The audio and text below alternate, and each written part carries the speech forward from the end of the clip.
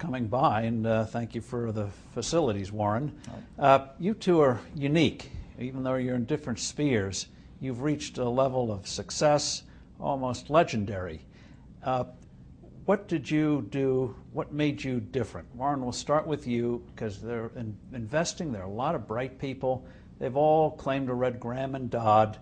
They all claim to be disciplined, and yet there's only one Warren Buffett. Well, I was lucky that I got started early. I mean, it always helps if you get started early. And my dad happened to be in the investment business, so I would go down to his office on Saturdays. And so at age probably 7 or something, I started reading these books that were around the place. And so I had a 15-year jump on many people in a sense, and that helped a lot. And I was always fascinated by it. I knew what I wanted to do early, and I think that's a huge advantage too. And then you don't need a lot of brains in this business. I mean, I've always said if you got an IQ of 160, give away 30 points to somebody else, because you don't need it in investments. What you do need is emotional stability. You have to be able to think independently, and you have to be when you come to a conclusion, you have to really not care what other people say, and just follow the facts and follow your reasoning. And that's tough for a lot of people.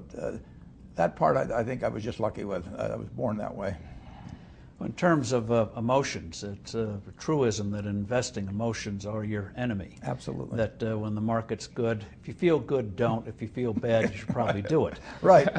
But how did you? What was that extra thing where so many will acknowledge that, and yet we saw in the current crisis they panicked while you went into seemingly potential disasters like GE and Goldman Sachs. Yeah.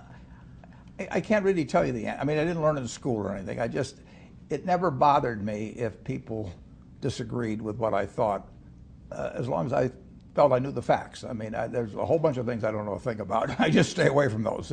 So I stay within what I call my circle of competence. You know, Tom Watson said it best. He said, I'm no genius, but I'm smart in spots, and I stay around those spots. Well, I try and stay around those spots, and I just don't have a problem if somebody says, you're wrong on something. I go back and look at the facts, and I think that really is much more important, frankly, than having a few points of IQ or having an extra course or two in school or anything of the sort. You need emotional stability.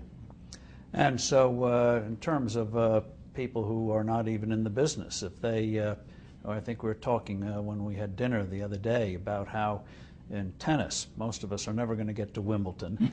But if we just focus, as somebody once said, get the ball over the net. Don't try to be fancy about it. Just get the ball over the net.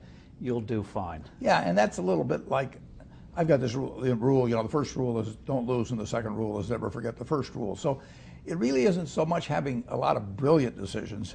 It's just not really having some terrible ones. And frankly, I did learn from Ben Graham how to avoid ever having any disasters in investments.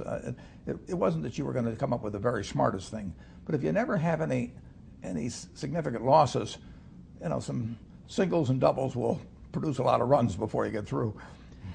Who was Ben Graham? He was your primary mentor, model?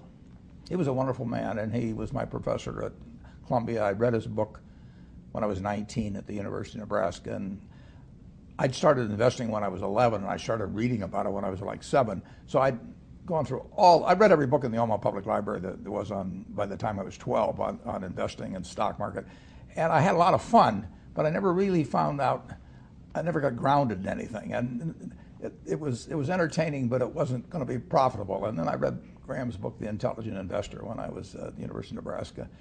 And that just opened the whole thing up to me. Yeah, and I named my oldest son is named Howard after my dad, Graham Buffett, and he was a marvelous man. Never expected anything from me in return. He just did all these things for younger people.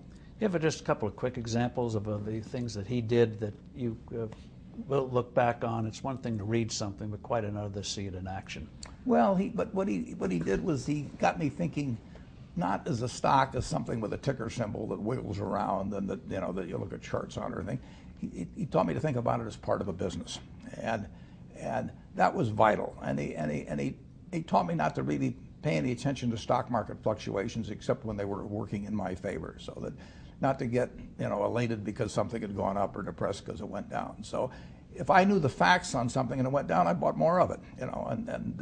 because I looked at it as a business. And So- then he taught that famous lesson about a margin of safety, that you don't drive a truck that weighs 9,900 pounds across a bridge that says limit 10,000 pounds, because you can't be that sure about it. If you see something like that, you go down a little further down the road and you find one that says limit 20,000 pounds, and that's the one you drive across.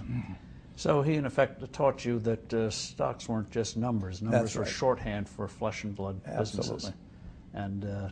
very easy to overlook. I've never forgotten it.